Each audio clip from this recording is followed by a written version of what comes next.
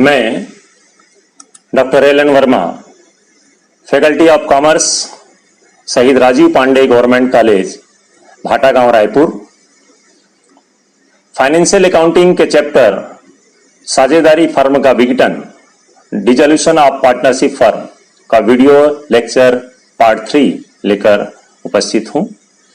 आज हम इस चैप्टर का एक संख्यात्मक प्रश्न हल करेंगे।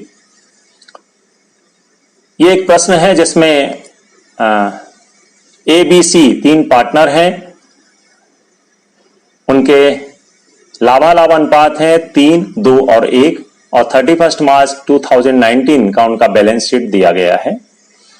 बैलेंस शीट को देखते हैं तो इसके लायबिलिटी साइड में क्रेडिटर्स है, सीज लोन है जो कि एक पार्टनर है, A और C के चालू खाता है और तीनों पार्टनर ABC का पूंजी लेखा है।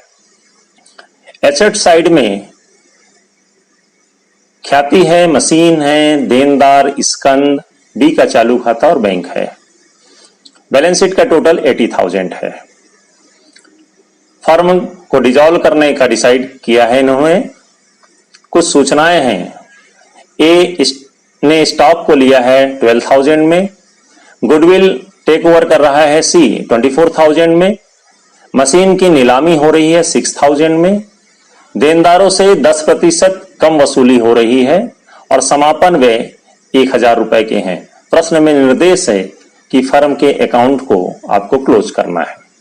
हमने पार्ट 1, पार्ट 2 में इसके संख्यात्मक प्रश्नों को हल करने के लिए 4 स्टेप्स की बात की थी। उन्हीं के आधार पर इस प्रश्न को हल करते हैं। तो बैलेंस शीट के एसेट साइड में जो गुडविल, मशीन, डेटर्स और स्टॉक दिया है, इसको हम रियलाइजेशन के डेबिट में लेके आ जाते हैं। अब बचता है 20 करेंट अकाउंट और बैंक।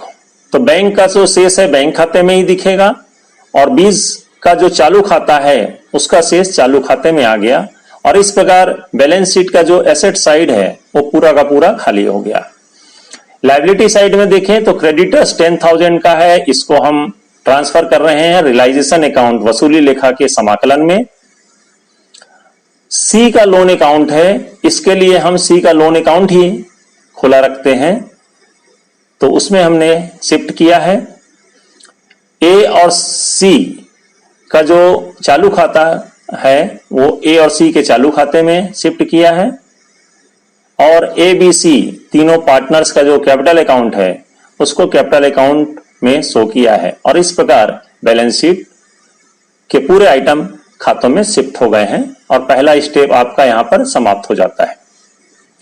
दूसरा स्टेप है realisation from assets and payment to liability with expenses. उस पे आते हैं। संपत्तियों को हमने डेबिट में लाया है तो उसको जब वसूली होगी तो क्रेडिट में आएगा और लायबिलिटी को हम क्रेडिट में लाए हैं रियलाइजेशन के तो उसका पेमेंट होगा तो रियलाइजेशन के डेबिट में होगा। स्टॉक A ले रहा है 12,000 में और गुडविल C ले रहा है 24,000 में। तो वसूली खाते के समाकलन में A का चालू खाता स्टॉक 12,000 और C का करेंट अकाउंट गुडविल 24,000। इसका प्रभाव पड़ेगा रियलाइजेशन के क्रेडिट में A और C के चालू खाता है तो इसका प्रभाव A और C के चालू खाता के डेबिट में पड़ेगा।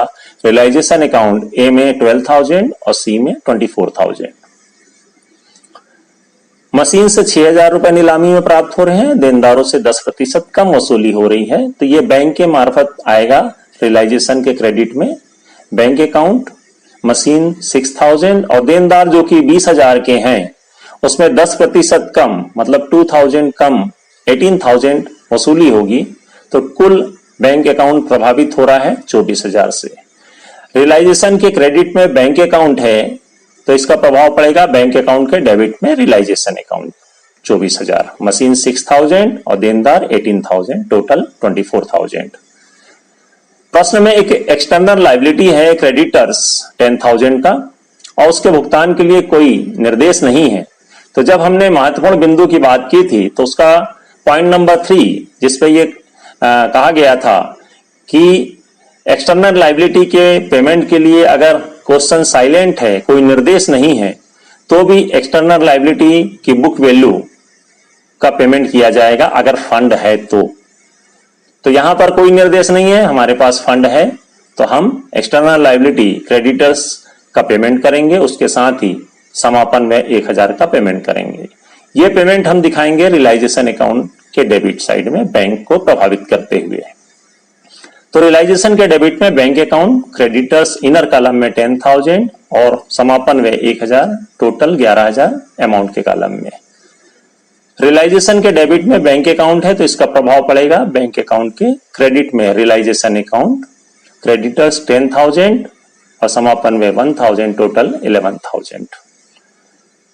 बाहरी दायित्वों का भुगतान हो गया, लेकिन एक साझेदार सी है जिसका लोन अकाउंट ओपन है, हमारे पास फंड है, तो हम उस लोन अकाउंट का पेमेंट करेंगे। तो बैंक के क्रेडिट में सी लोन अकाउंट को हमने पेमेंट किया 6,000, तो इसका प्रभाव पड़ेगा सी लोन अकाउंट के डेबिट में बैंक 6,000।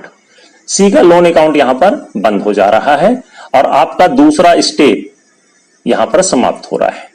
तीसरे स्टेप पे हम रियलाइजेशन अकाउंट का जो बैलेंस आता है उसको साझेदारों के बीच में उनके प्रॉफिट शेयरिंग रेशियो में ट्रांसफर करते हैं।